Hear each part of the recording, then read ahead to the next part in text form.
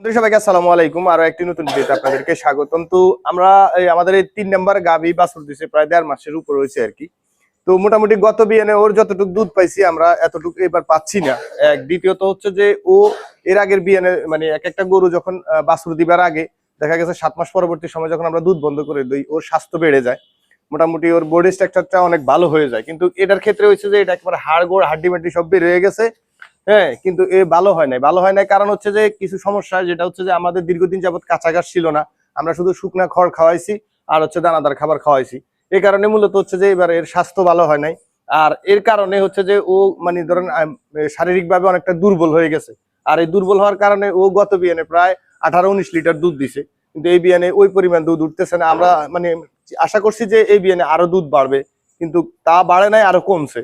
তো যাই হোক, এখন আমরা ওর যাতে দুর্বলতাটা কেটে যায়, কিছুদিন আগে আমরা ওকে কিমির ডোজ করাইছি, কিমির ডোজ শেষে এখন যাতে দুর্বলতাটা কমে সে কারণে আমরা ওকে ইনজেকশন দিচ্ছি, ভিটামিন ইনজেকশন। এটা একটা হচ্ছে যে ক্যাটাপস। এই ক্যাটাপস পুরা 100 সিসি আমরা 3 দিনে ওকে দিব মাংসে। আর হচ্ছে যে অ্যামাইনোভেট প্লাস এটাও 100 সিসি পুরা দিব মাংসে।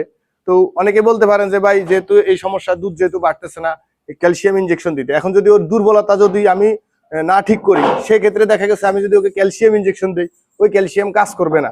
সে কারণে হচ্ছে যে কিমি ডোজ করাইয়া আগে ওর যে দুর্বলতাটা সেটা আমরা ঠিক করে এরপর হচ্ছে যে যদি আমি ক্যালসিয়াম দেই সেক্ষেত্রে এই ক্যালসিয়ামটা কাজ করবে। তো গতকালকে আমি এটার অলরেডি 35 সিসি দিয়ে দিছি। আমি 100 সিসি 3 দিনে ভাগ করে দিব আর কি।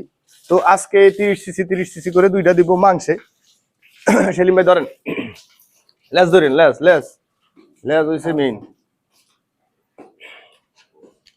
র র র রহ রহ রহ রহ রহ রহ।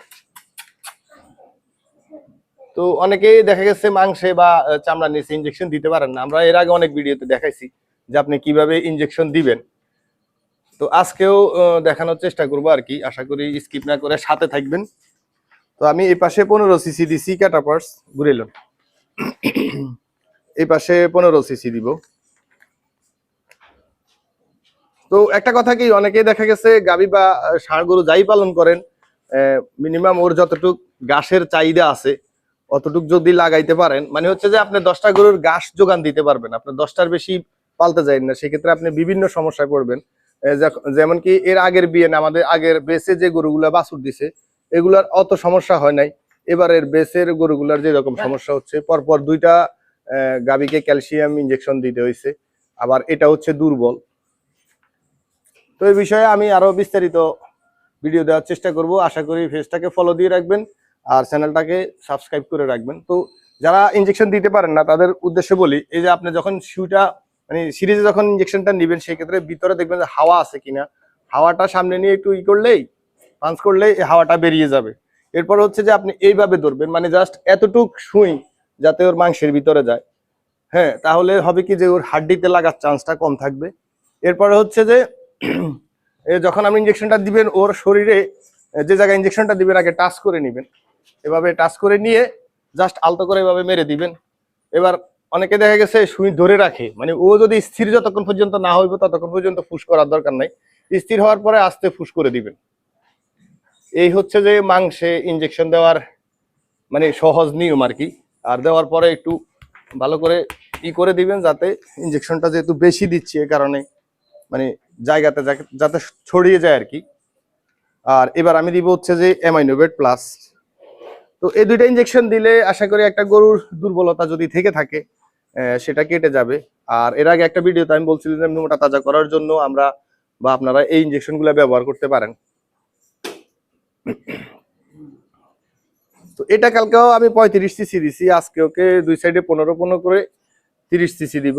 আর বাকি যতটুকু থাকবে ওটা আগামীকালকে দিয়ে দিব আর কি।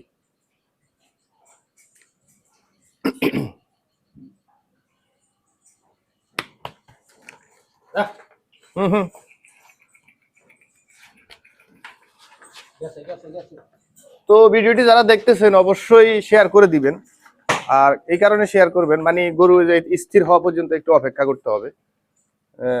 শেয়ার করে দিলে হবে কি যে আরেকজন খামারির হয়তোবা একটু উপকার হবে। আর এই ধরনের ভিডিও যদি আরো পেতে চান সেক্ষেত্রে অবশ্যই ফলো দিয়ে রাখবেন, সাবস্ক্রাইব করে দিবেন আমাদের চ্যানেলটা।